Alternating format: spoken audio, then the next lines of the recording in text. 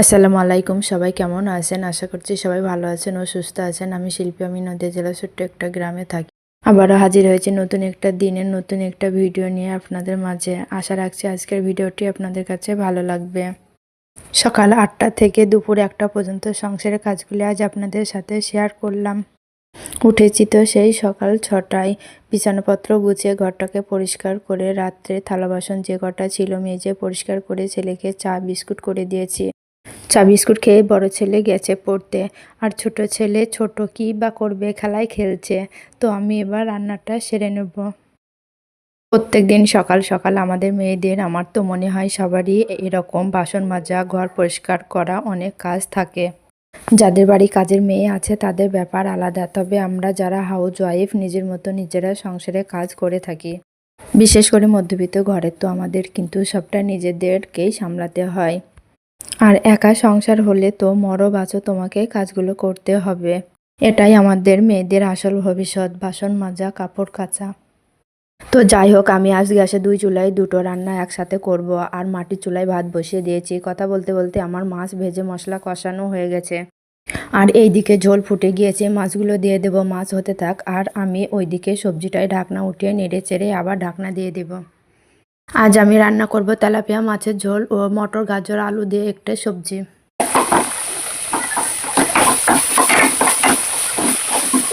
মাছ হয়ে গেছে, জিরে বাটা দিয়ে নামিয়ে নেব।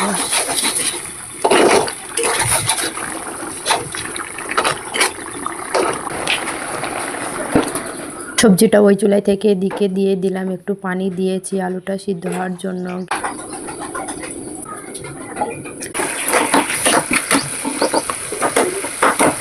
গ্যাস জোর দিয়ে বাসনপত্রগুলো কলের পাড়ে রাখতে গিয়েছিলাম, এসে দেখি সবজি কড়াইয়ের নিচে লেগে গেছে। সবজি তুলে নিয়ে কড়াইটা পানি দিয়ে ভিজে রাখবো 10 মিনিট।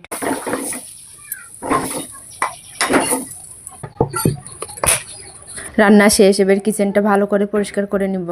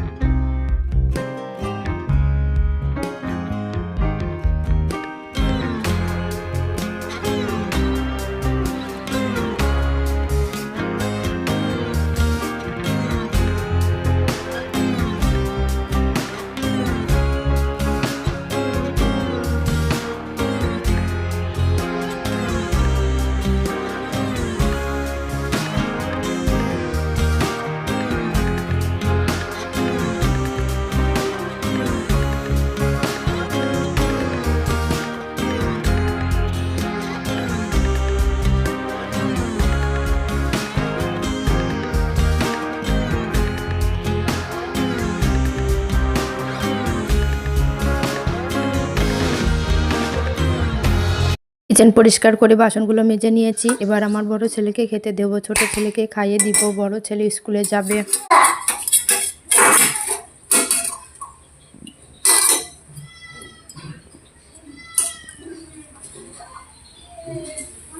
বড় ছেলে স্কুলে চলে গিয়েছে। এবার আমি ঘরে বেড কভারগুলো খাটে পেতে নেব। আমি সপ্তাহে একদিন খাটের বেড কভারগুলো কাচি। এই ঘরে বেড কভার অনেক দিন হয়ে গেছে, তাই আজ কেচে দেব। কিন্তু বড় ঘরটার বেড কভার আমি কালকেই কেচে পাল্টেছিলাম।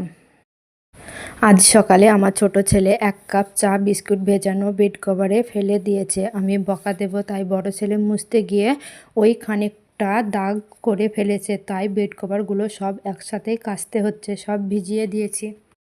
খাটে বেড কভার যদি টান টান করে পাতা থাকে তাহলে নিজের কাছে খুব ভালো লাগে। এই ঘরটার বেড কভার পাততে আমার বেশি দেরি হয় না, কিন্তু ওই ঘরটার বেড কভার পাততে আমার খুব দেরি হয়। ওই ঘরে খাটে পাতা আছে আমার হাতে তৈরি করা কাঁথা ও হাতে তৈরি করা গদি, তাই একটু বেশি দেরি হয়।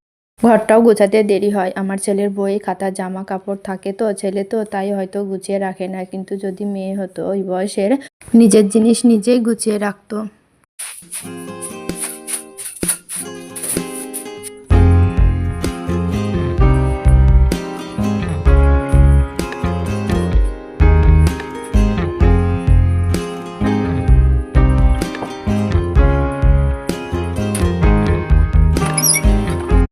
সব কাজ কমপ্লিট করে এবার কাপড়গুলো কাচতে এসেছি। কাপড়গুলো কেচে মিলে দিয়ে গোসলটা সেরে নেব। আর কপাল দেখুন, আজকেই মোটরের পাইপটা ভেঙে যেতে হয়, তাই আমাকে কল টিপেই পানি নিয়ে কাপড়গুলো কাচতে হবে, ধুতে হবে।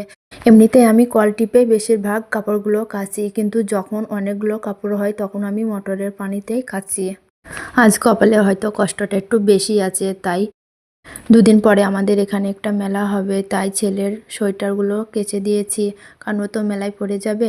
আমি না যাব, কিন্তু বাচ্চা ওরা তো আর শুনবে না, ওরা তো যাবেই মেলাতে।